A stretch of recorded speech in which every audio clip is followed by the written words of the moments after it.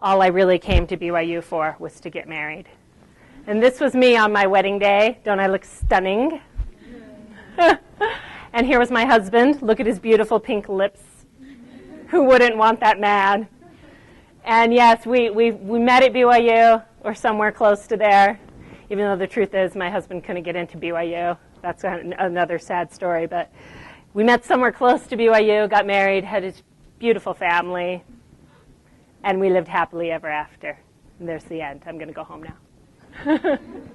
We all kind of laugh about that because I think as women, and I know there's men in this group too, but as women, we know that while, of course, we want to get married and, of course, we want to have the family and do all those lovely Mormon things that we've been dreaming of since we were young, we know that there's so much more to life than that, and that's not the beginning or the end, but hopefully part of our path here. And so what really happened when I was your age is I did meet this fine fellow. This is my real husband. His lips aren't quite as pink as Ken, but he's much better than a plastic doll. This is my real husband, Ryan. He currently works as a deputy sheriff at the Utah County Jail. So if you get booked into jail, ask for Deputy Wilde. He can get you an extra breakfast, and he'll make sure that your orange suit fits you well.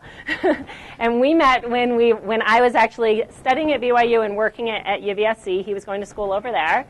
We got married, moved to Cedar City. I worked while he finished up his career down there, and I had my first baby. And it was just as surprising as the look on his face, because there's nothing more shocking than all of a sudden being a mother. I was a return missionary, and I was an older mom, 25, which is old for around here, I know, for having that first baby. But man, did life change, because I had a really good job at Southern Utah working for the high school relations, but part of my job involved traveling like 6 months of the year, and all of a sudden you have a baby and things change.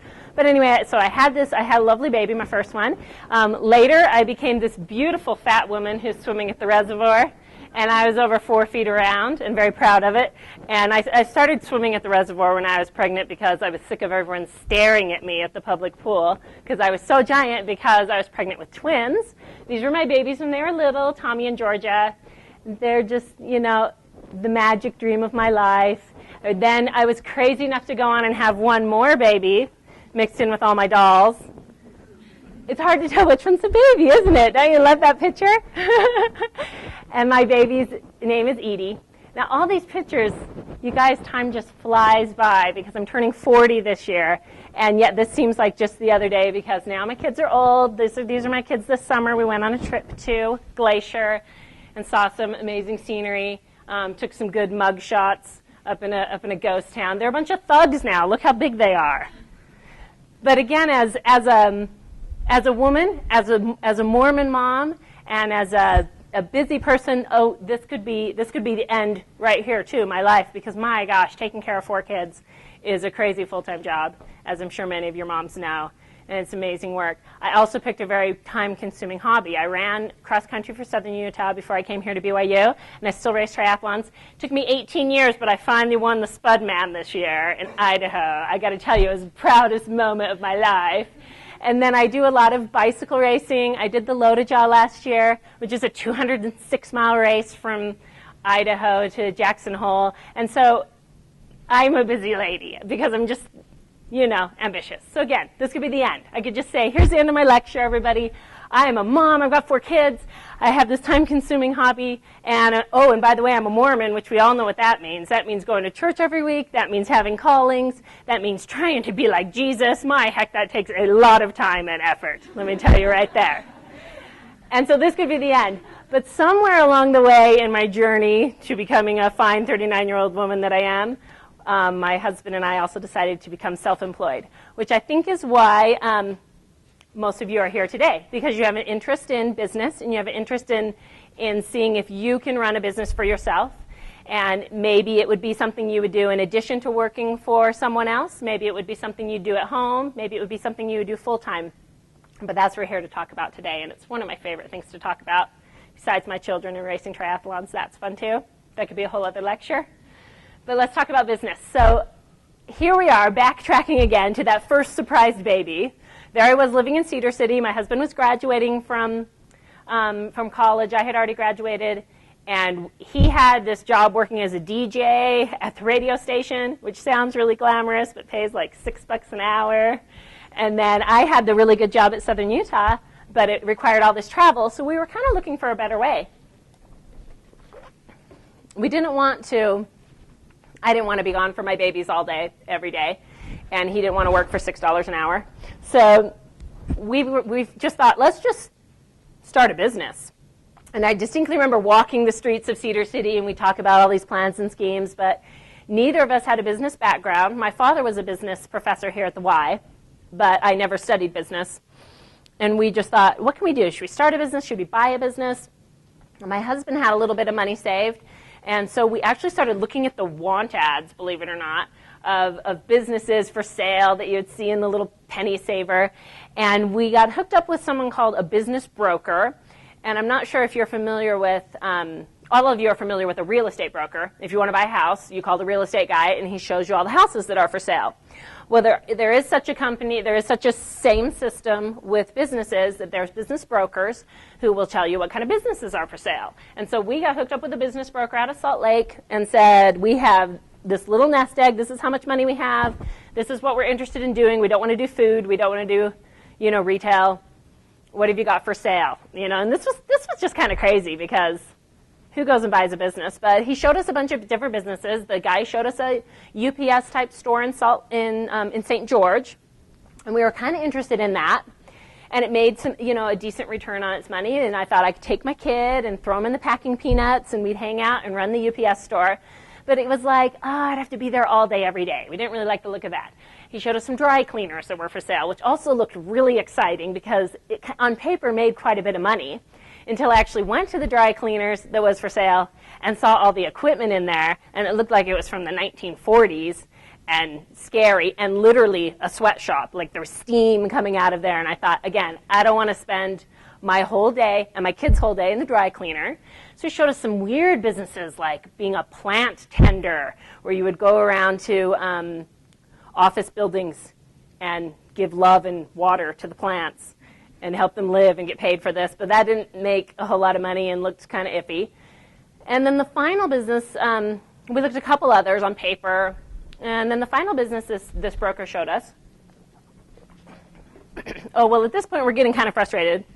And he gave us a little piece of advice as we're looking at businesses. He said, you really, if you're going to buy a business, or this applies also to if you're going to start a business, you don't want to buy a job, because if you're going to just work 9 to 5 or 9 to 10, 9 to 10 at night every day, all day, you might as well just work for someone else and not put all your investment into it. And he told us, look for something that's going to give you something more than working for someone else. And what I was looking for, honestly, in terms of a business, wasn't so much that I wanted to make a gazillion dollars. That would still be lovely. But I wanted the freedom, and I wanted the flexibility. And I think as women, we definitely seek that because we understand that there is so much more to life. There's those 4 babies at home, and there's my sport that I want to do. And I don't want to spend my whole day, every day, working for someone else. And so the last business we looked at was this strange business where you cleaned doormats. And have any of you worked in an office where someone comes to the door and takes the dirty doormat and leaves a clean one? Is anyone familiar with that? Yeah, that was kind of my idea too. When the business broker told us that, I kind of had a blank look on my face like, what? Well, he showed us this little business where there were accounts set up at offices, and you would go once a week, and you'd take the dirty doormat or several dirty doormats from around their offices, take them and wash them in this fabulous washing machine, which we named Bathsheba. And it was in this shop up in Salt Lake, and you'd hang them to dry, and then you'd leave them a clean one and switch it out. It was a laundry service for doormats. And our biggest clients were some gas stations and some different office buildings, and it really seemed like a strange idea at first, but we realized this has potential here. And so we bought this little business. It was named AMRAD, which was some acronym for all the brothers and sisters' names of the people who used to own it. We quickly changed that name and just called it Wild Mats, which is our last name. And what came with this little business that we bought was about $1,500 a month in contracts that was set up already with customers. We got doormats, we got, they trained us, And we were off and running and have this little shop where we keep the washing machine. And then we also got a distributorship, which means the opportunity to buy at wholesale the doormats. Because obviously these are special kind of mats. They aren't, they're mats that can be laundered in a washing machine, basically. I know everything in the world there is to know about doormats, so don't even get me started, because I'll tell you about all of them. But at the time I didn't. You have to have special mats that you wash in a washing machine. And we ran with it. I built the business right away. My plan was to kind of double the accounts, and I did it. And we did. We doubled the accounts, and we kind of did it the hard way. I flipped past that, but I joined the Chamber of Commerce right away, and we didn't join the Chamber of Commerce and just sit there and be like, okay, Chamber of Commerce, give me all your business. You know, in fact, I went into the Chamber of Commerce and immediately volunteered and said, who needs us to sit on their committees? And I started, you know, helping with some committee, like little Friday night meetings we would do. I started actively going once a week to these little sales meetings, which was at the Denny's in Provo, which doesn't even exist anymore, but we would meet there once a week for breakfast and kind of swap leads. It was a leads group where there were people selling insurance and people selling, you know, carpet cleaning and people selling, I can't remember what all kinds of things were in there, but it was a big group of people, and we would all look for leads for each other and come every week and exchange them. And I really beat the bushes, you know, a lot of knocking doors and saying, hey, let me leave you this doormat, and then we'll come every week and clean it. It was a period of hard work. We bought this fine van from BYU Wholesale so that we weren't just driving the dirty mats around in our own car. So we got kind of official there. Though that van, on a side note, died, like the engine died, and we had to replace the engine, which cost more than the van itself. So we named it Solid Gold, and we should have just painted it Solid Gold. It would have been a great looking van. And we, you know, it was really kind of a period of hard work. It was mostly me doing all the sales, and my husband was kind of running the dirty part of it. He would launder the mats, and at one point we even started doing the math. We were living in this crappy rental house in Provo in the ghetto, which is I'm sure where all y'all live, which is a good place to live when you're starting out.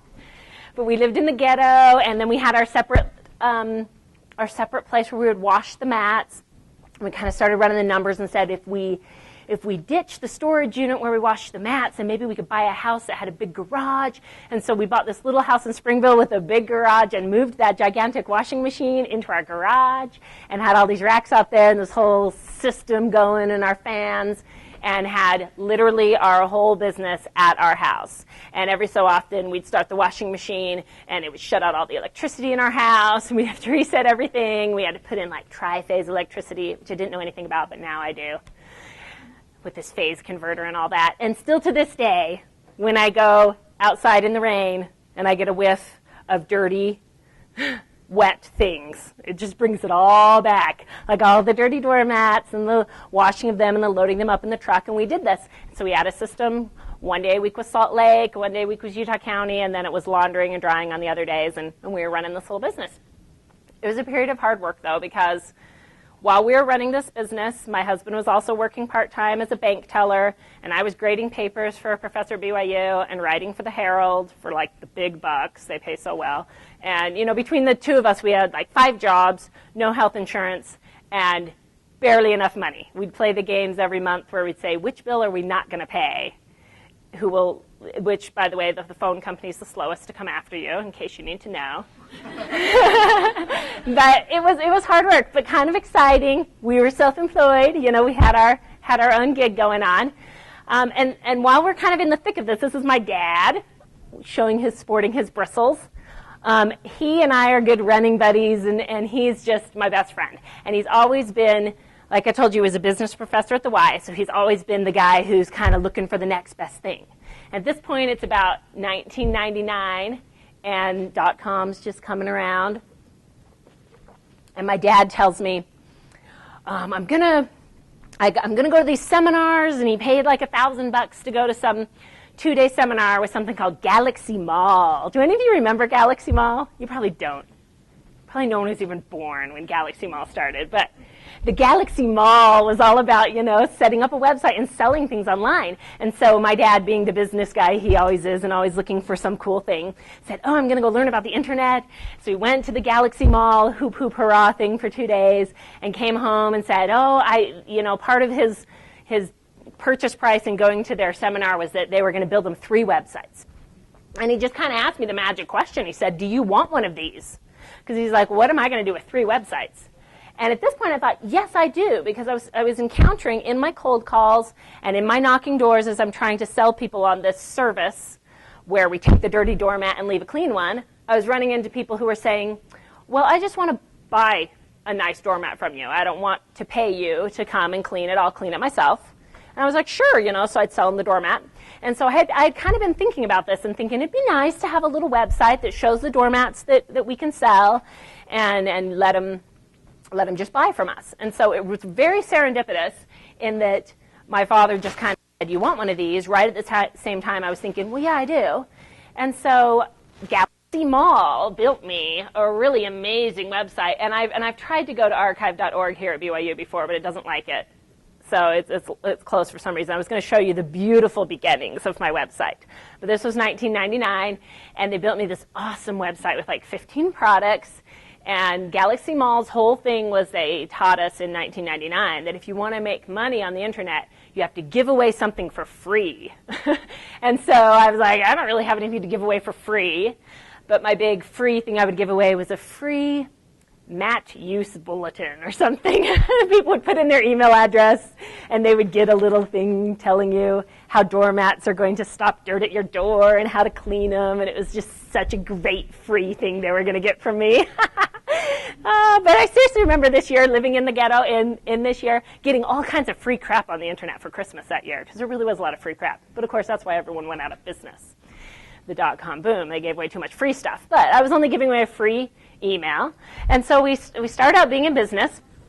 I set up as a drop shipper. If you recall, when I first bought the business, one of the things that came with it was the distributorship, which means the opportunity to buy the product at wholesale.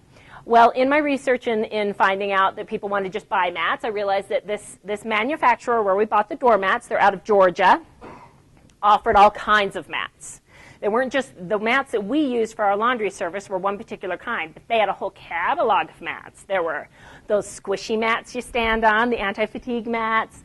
There were mats, special mats that you put in deep freezers that won't get brittle in the cold. And there were rubber mats for outside and polypropylene mats for inside. And there were mats with fabric borders to drain and mats with rubber water dams to hold water, et cetera, et cetera. I could go on, but there were a lot of mats. And so I set up on my website more mats than I would normally sell and set it up as a drop shipping situation where the customer would buy something off of my website, pay me for it before I bought it, before I spent 1 cent. I would then take their money, take their order, pass it on to my folks down in Georgia. They would take the mat, ship it directly to my customer. That is still how I run my business today. I don't have a warehouse. I don't want a warehouse. That's a whole different business. Everything drop ships that I sell. I now have 6 suppliers, not just my ones in Georgia, but I have 6 suppliers now. But every product that I sell, I am paid for the product before it ships out. And so it's a very nice and convenient way of being in business. It has some drawbacks, and that we can discuss in Q&A if you want to talk more in depth about drop ship.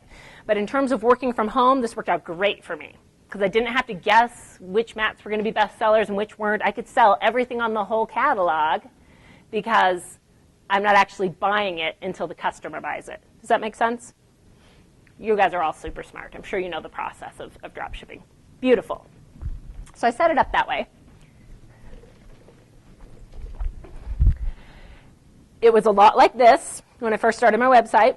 I literally had been given this website from Galaxy Mall and from my dad, but wasn't really sure what I'm doing, but I was trying to run it like a business. And a piece of advice that I had gotten along the way is that even if you're self-employed, you need to pretend, you need to act like, work like you're really in business still. And so I would work every day on my website, and even if it was a half hour every day, I worked on it every day. I would look and see what kind of competition I had.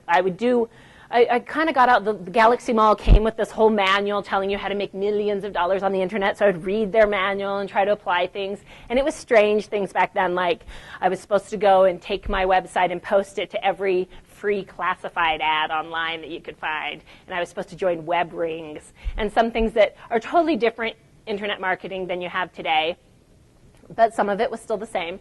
And I worked on it every day, replied to my customers. Pretty soon I was starting to make the big bucks, you guys. I was averaging 7 hits a day to my website. Woo! Let's take a moment of silence for that. But the crazy thing is off of 7 hits a day, I was selling some mats. And so I was thinking, I'm onto something here. You know, people want these. For one thing, no one's going to be browsing for doormats for fun. You know, if you're online searching for doormats and on my website, it's because you want to buy a doormat. It's not because you just feel like browsing. So I figured I had kind of concentrated customer base. And at this point, I'm feeling like this is a nice little supplement to our rental income, to our service that we're still doing. Because at this point, my husband and I are still driving the van around. We're still cleaning doormats. And it seemed like a good thing. It was comfortable. These are my twins when they were little, sleeping.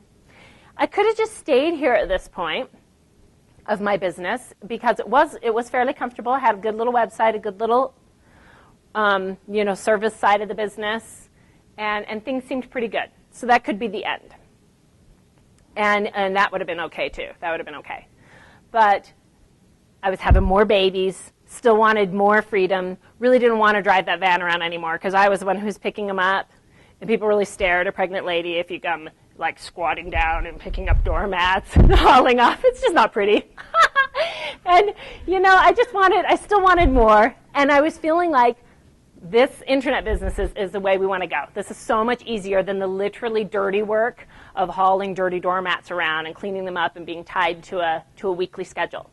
So we sold our mat rental service. We kind of put it up for sale and thought if we get a good nibble on this, we're out. And sure enough, we did. We found a buyer for the service side of our business, the van, the washing machine, the dirt.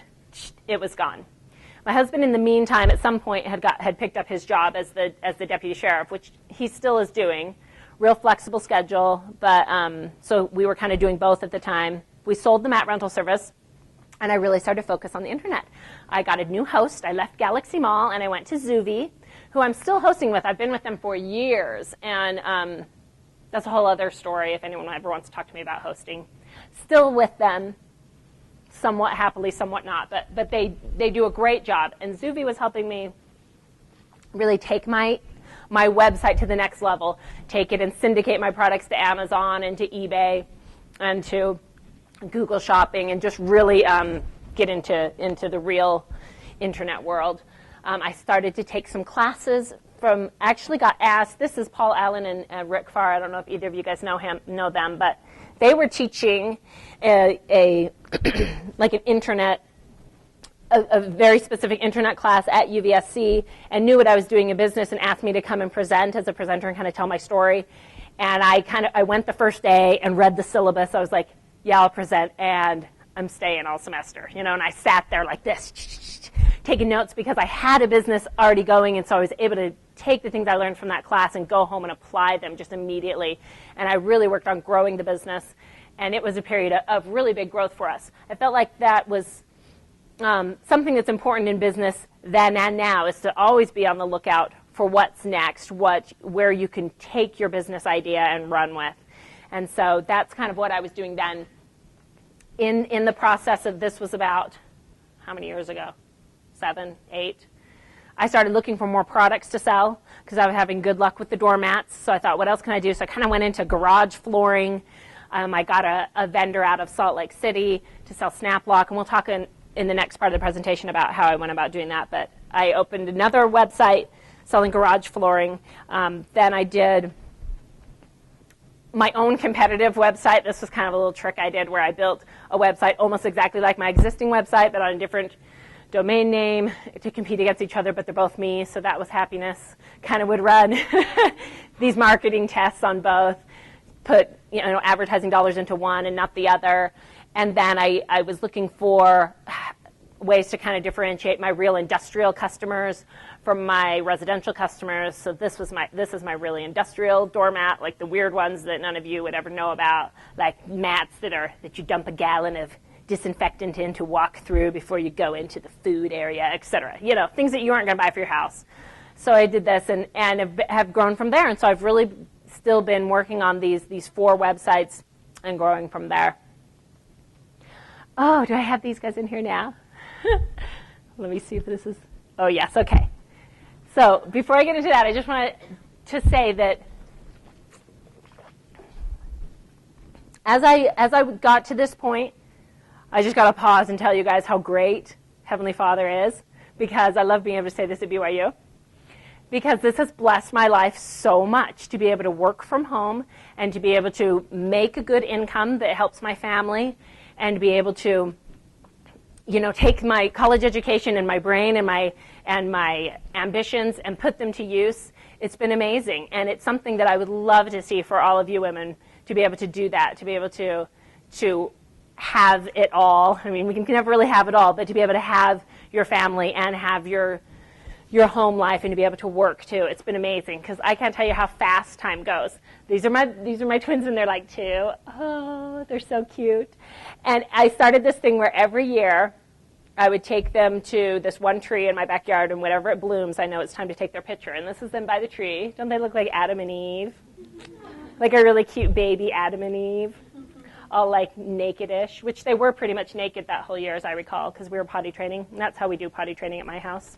We just get naked and go outside, and then they learn to pee. And so every year I take them to the tree when the flowers bloom, and I take their picture there every year.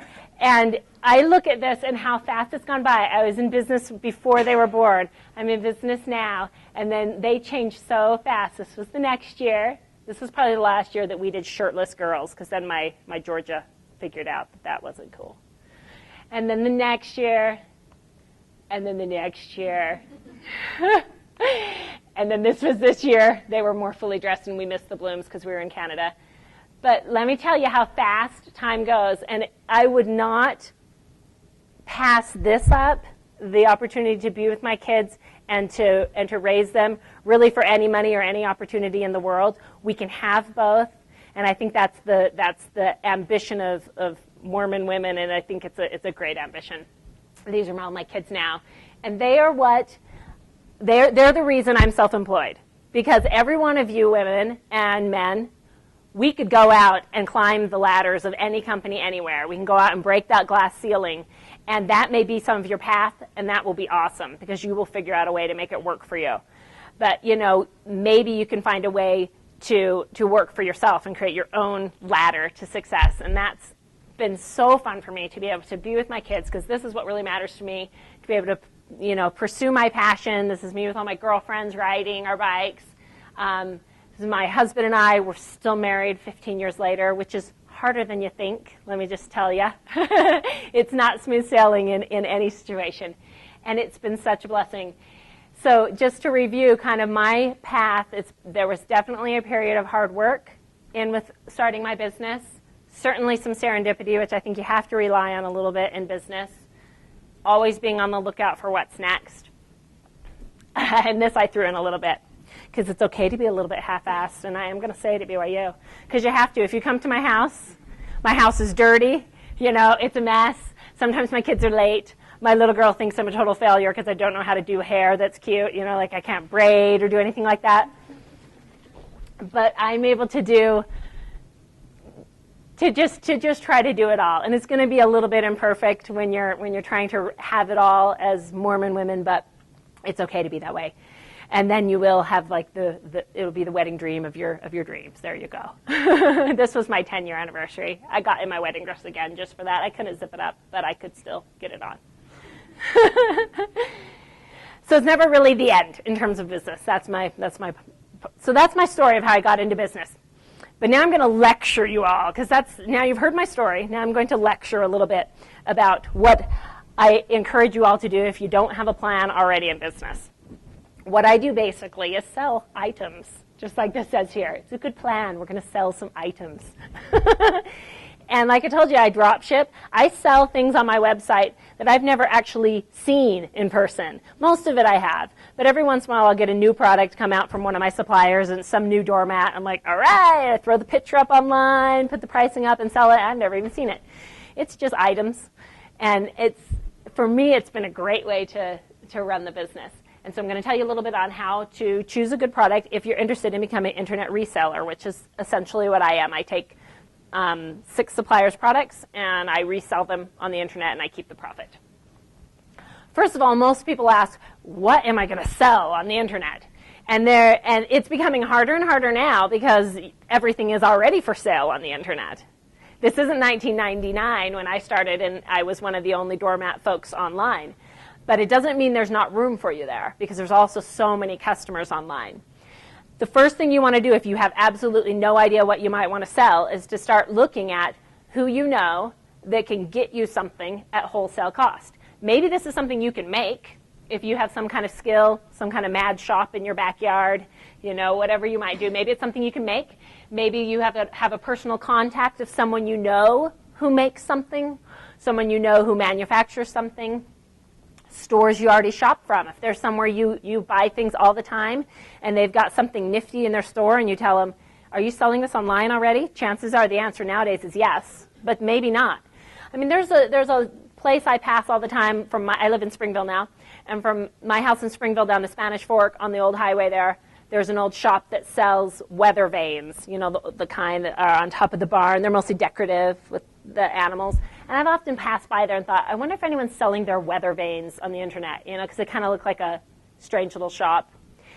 Things like that. If you start looking around you and looking at the contacts and people you know with that mindset of saying, who has something I can sell? Who has something I can get cheap and sell for more money? You hear the crazy stories of people going and buying designer jeans at Costco and reselling them on eBay and making tons of money.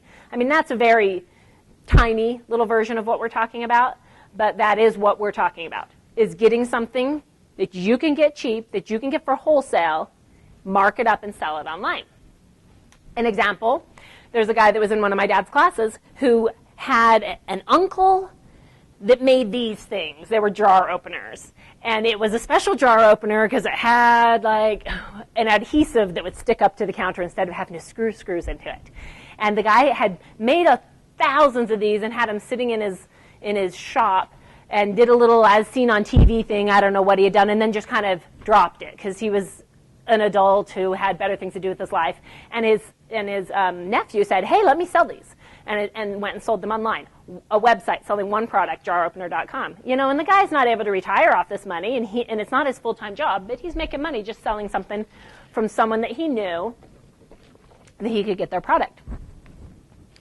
There are internet wholesalers. You need to check these out carefully. I always say always do your research, but there's a local company called Doba that's whole business is to connect people with wholesalers.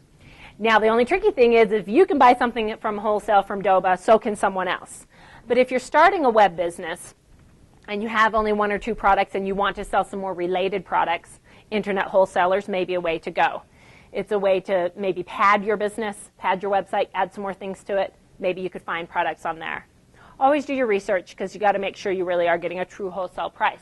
This is true of everything. I have this picture of a beautiful spring to remind you that you don't want to drink water from downriver after the cows have run through it. You want to get your products from the source, as close to the source as possible. So if you're going to sell something on the internet, you don't want to buy it after it's been through 2 middlemen. You want to buy it as close as possible from the source, from whoever is making it. If that's you, excellent, then you know you got it from the source. If it's your uncle, if it's the store you shop from, you really need to do your research to try to find the product as close to the source, as close to the maker as possible. Some ways you can do this is, of course, to let your fingers do the walking and do some internet searches by brand name and really try to dig back through and find out who is making them, find out the factory from where it came. You're always going to want to search for that. If you're looking for products to sell, a lot of times the Strange magazines, and I know my Strange magazines because I used to write for Warehousing Management magazine, which I'm sure you all have on your coffee table, Warehousing Management. But if you go to the library and go in there, all of their magazines, there is a magazine for every niche in the universe. If you're interested in scrapbooking, if you're interested in warehousing, if you're interested in cardboard boxes, there is a magazine for everything. And a lot of times there are manufacturers' ads right in there. Often they'll say right on it, vendors wanted. They're looking for people to sell their product. Look for the little weird ads in the back. A lot of times you'll find products in there that clearly say, vendors want it, and we want people to sell it. There are trade shows every weekend in Las Vegas. You can seriously Google the words Las Vegas trade shows, and you'll come up with a calendar. And I only say Las Vegas just because it's close to here. But I've attended several trade shows down there, and there will be, in every niche. There could be a gift-type trade show. I attend a show every 2 years down there called the Clean Show, which is the gathering of all things laundry-related, the coin-operated dryers and dry cleaning, fancy hangers, all these weird things you would never even think of.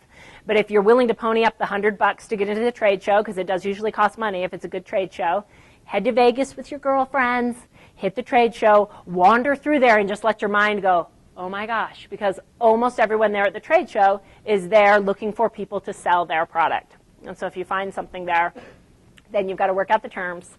You got to look legit and let them move forward. Again, try not to resell products from a reseller. You're just going to lose money that way.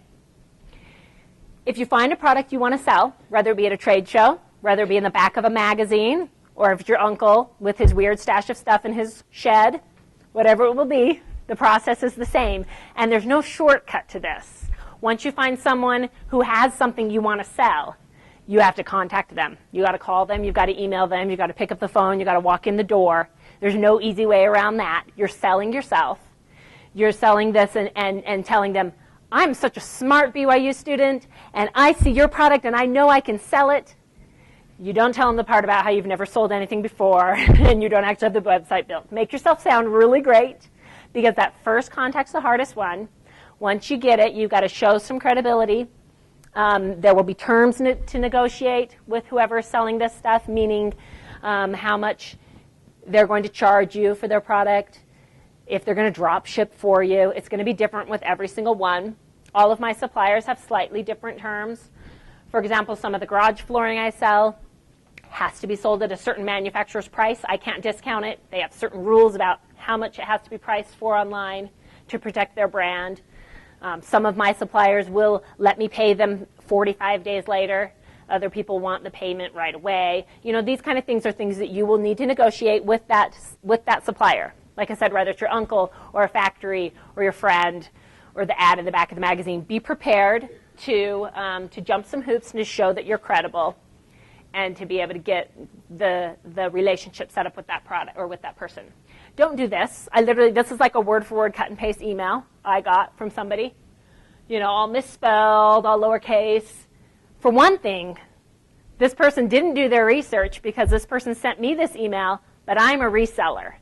This person, if they wanted to sell logo mats, should have been going to my manufacturer in Georgia, not to me. So they didn't do their research, number one. And number two, do you think I want to spend even 5 minutes, to reply to this person and say, oh yeah, let me just send you a bunch of stuff and some free logo mats for you to look at and blah, blah, blah. Don't do that. Don't be unprofessional. Just be professional when you approach that source. And then that'll help you. I'm going to show you how it's done. My friend Wes Hackett, this is an old story. Gosh, I can't. In fact, I had to look at his website and make sure he's still running, and he is. One of my friends called me. I was all nervous about trying to negotiate the contract because he wanted to start a business selling golf course artwork. I don't know how he picked that, but he did, and he wanted to get a website selling it, and he was just about to approach the artist and said, how do I do this? How do I negotiate the terms? I said, there's no rule book to it. You've just got to go into it, with the credibility and try to sell yourself. So this is, first Wes found an artist online that he liked her stuff. This is her.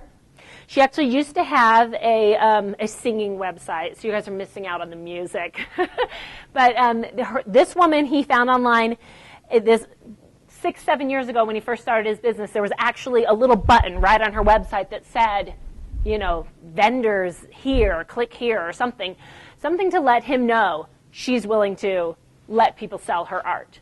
And so he found this woman's artwork and then picked up the phone and started making those negotiations like we talked about. Introduced himself, said, I have experience in XYZ. I would love to sell your golf course artwork on my website. What can we do? And at first the woman didn't want him to be allowed to show pictures of her artwork, which I thought, how in the world are you going to sell her artwork without being able to show a picture of it? But they were able to work out something where the picture said, had her little copyright kind of over it, so it couldn't be stolen. And he, such a tiny mouse.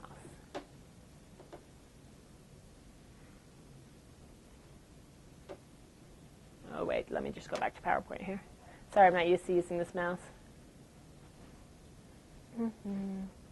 Oh, you look at me. I'm so smart. All right. Where did I go? This looks all different. You can just navigate. Oh, okay, thank you. Right through here? Well, you can just go to wherever you left off. Oh, here we are. Okay. So he jumped through the hoops. He did it. This is his website. Selling the golf course artwork. Maybe. Well, he's online at golfcourseartwork.com if any of you want to see his website. He's been online for 6 years now. I don't know why the hyperlink's not working. But he actually is doing this full time now. At first it wasn't. It was not his day job, but now he's selling golf course artwork online. And let me tell you, he was nervous as anybody is when he was first negotiating that first contract. But he did it, and he got through it, and it's been a successful business venture for him that he's now been working for about 6 years. This is a little foray into online reselling. My 11-year-old son runs, well, he's 13 now, but at the time when he started this business, 11 years old, selling KT tape online. Are any of you familiar with KT tape? They won the BYU business plan competition here about, I think it's been 4 or 5 years ago. And I was one of the judges for the business plan competition and was sitting there listening to them present their spiel about KT tape. And being the big runner and athlete that I am, and being an old woman, I'm always having aches and pains and thought, I want some of that tape. And so I immediately went home and started searching for it online, and I found several places selling the tape, but they were all the big box stores like, Athlete's Foot and Sports Basement and all these wanting to sell the tape, which was fine because it was like a $13 roll of tape, no big deal. But then everybody wanted like $8 to ship it. And I thought, this is insane. I'm not going to pay $8 to ship a $12 product. And so I just thought, I'm going to pick up the phone and call these guys over at KT Tape. So I called them over in Provo, said, hey, I saw you at the business plan competition. You guys are awesome. Did you know everybody's charging so much to ship your stuff? And at the time, I was running this whole triathlete local Facebook page thing. And I said, I've got a bunch of friends who want to get this. How about you let me buy it at wholesale and I'll resell it through my little Facebook triathlon group. And they were kind of like, sure, you can get it for $6.50 a roll. Then you can sell it for $13. It's like, all right. I mean, it was seriously that much, that simple, calling them and saying, I have this background. I have this, particular group of people that I think might want to buy it. Let me get it at wholesale. And they did. They let me buy it at wholesale from them. But then as soon as I set that up with them, I realized I really don't want to do this because I have enough to do. And then I thought, my little boy can do it. So I set him up. I built a very basic website selling one product for him. This is his website. It doesn't like to go either. But if you want to look at it, it's at ktapeonline.com. Selling one product, it's KT tape. We do stock that product. I go buy it out of Provo whenever he runs out, and we fill his little closet full of it. And when he gets the orders, he packages them up. We ship them U.S. mail for $1, and he ships them off. And he gets orders. He makes like $5 a roll, and I let him keep $1 of it, and the rest has to go in his savings because he's a child, and I can do that to him. But he sells a couple of rolls every day, and sometimes he'll sell a case. And again, this wouldn't be something that you would retire off of and support your family off of, but this is just what I'm talking about, is thinking about who you know that sells, that you can get something less expensive than you can sell it for online. Judging your profits, your product's profitability. Once you've found the product, before you go through this whole hoops, there's a few things you can do. There's no guarantees that something's going to sell or not. There's a few things you can look at to see how many potential customers you may have. Have any of you used the Google AdWords word suggestion tool online? If you ever want to use it, it's a fun tool. And it is It's where you can plug in your keywords and see how many people a month are searching for it on Google. So you definitely want to choose a product that is being searched for by lots of people. It can also help you streamline what people are calling your product. All these different ways are ways to see how many people are selling your product, what they're selling it for. Look on eBay, do searches, make sure that your product is truly what you're getting it at wholesale, is truly what you can make money off of. You want to look at your competitors. Set yourself up a nice Google alert if you want for your product's name, so it'll bing you every time something's being said about your product. See who's paying for the search terms, search for comparable products, search for who's advertising, just to get a general idea out there to make sure that you can make good money off of it. And then you're going to have competition, because this is 2012 now. Everything is being sold on the internet. Doesn't mean you shouldn't go into business. It doesn't mean you shouldn't sell your product online still. It just means you still have to be able to do something better than the other people who are selling your product online also. If you're lucky, you can offer a better price. That's always nice.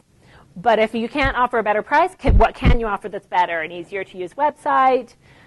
Can you show pictures of it better online? Can you offer more colors than someone else can? Can you offer faster shipping? Or in the case of the KT tape that my son's selling, can you offer cheaper shipping? Something like that. You need to be able to do something better than at least most of your competitors, or you might want to go with a different product.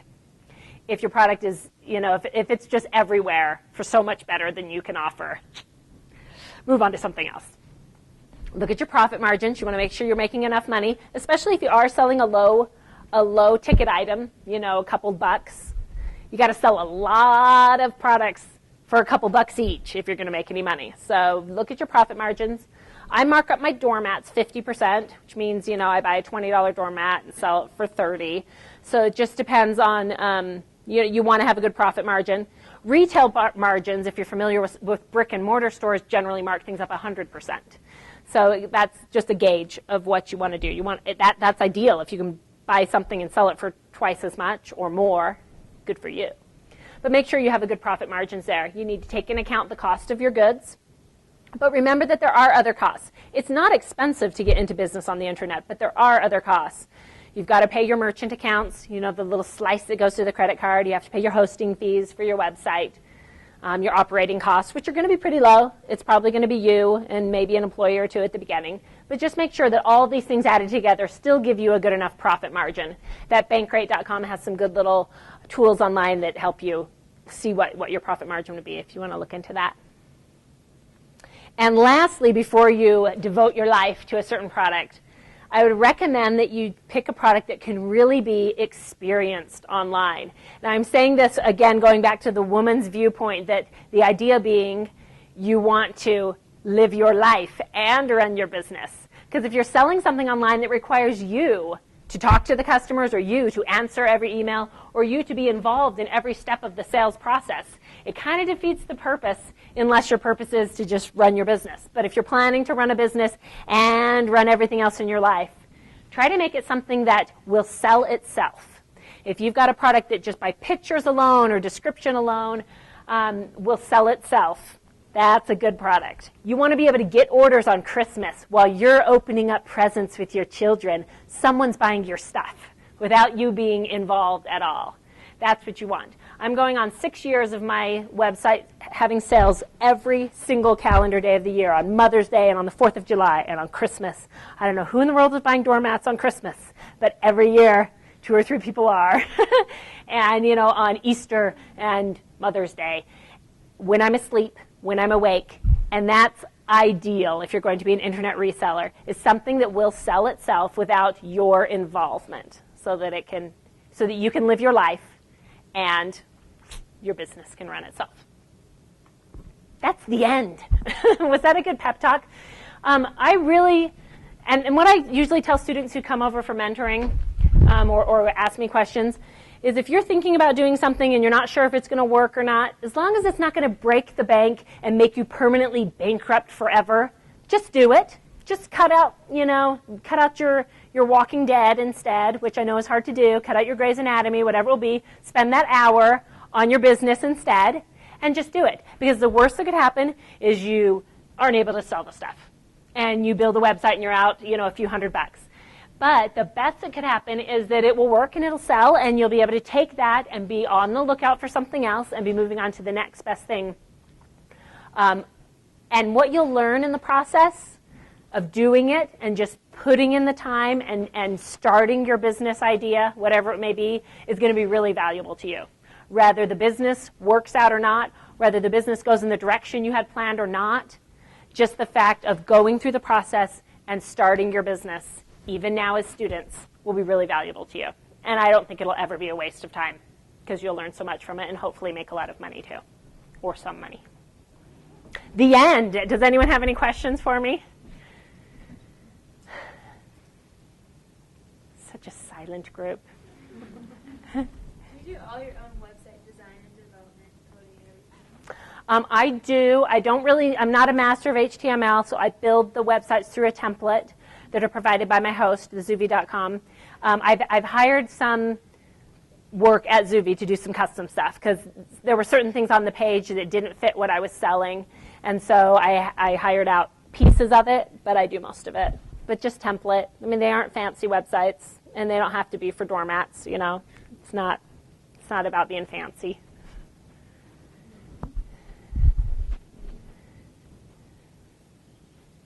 The awkward silence. How much time do you dedicate, per day on your business?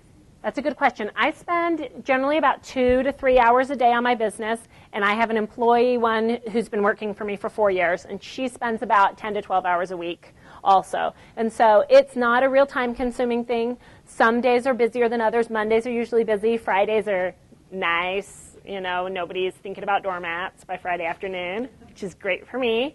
And it is somewhat seasonal. My business is more busy in the winter because the weather's bad and people are tracking in all the mud and the rain into their offices and their houses. And so I get more business, and it's more quiet in the summer.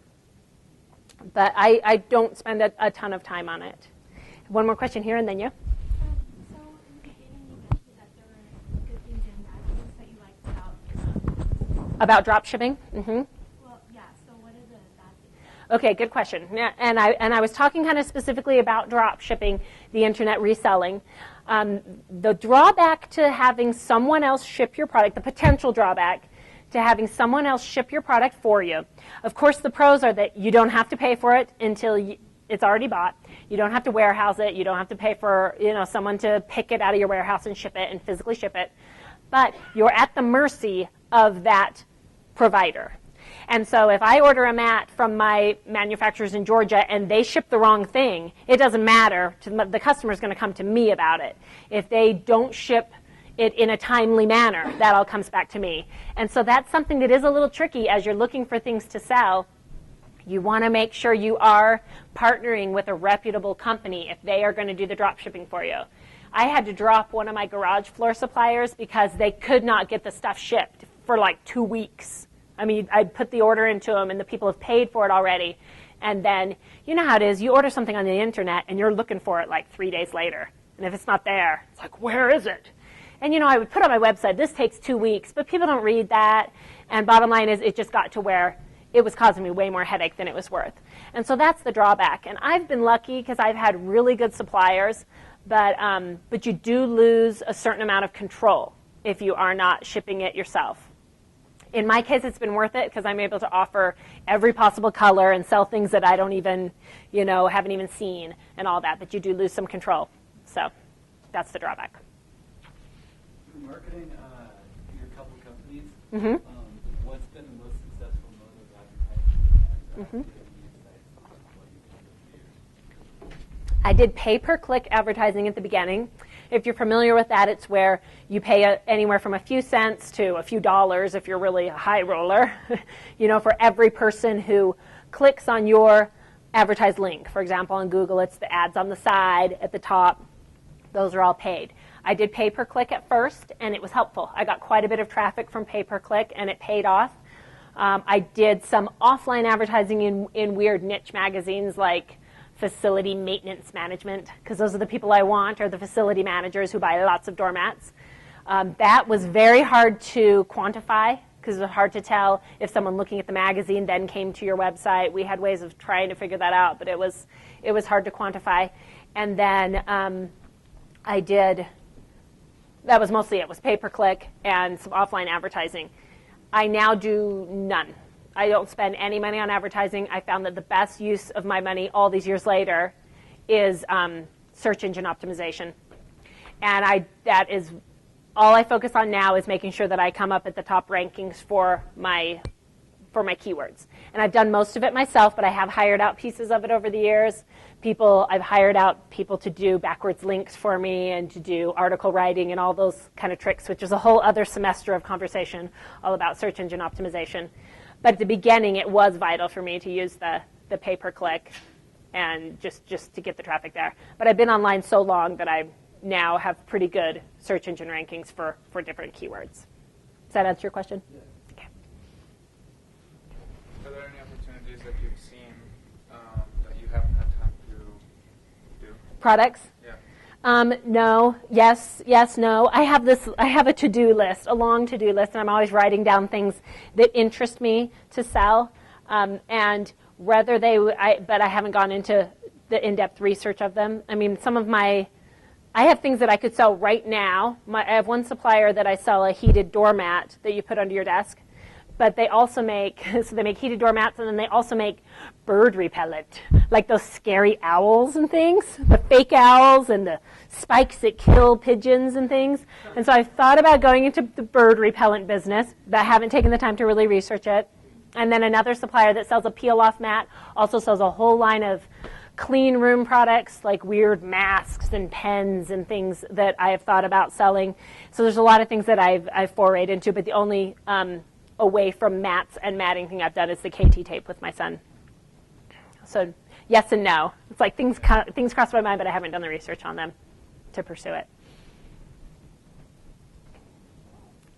Any other questions? Thanks for coming.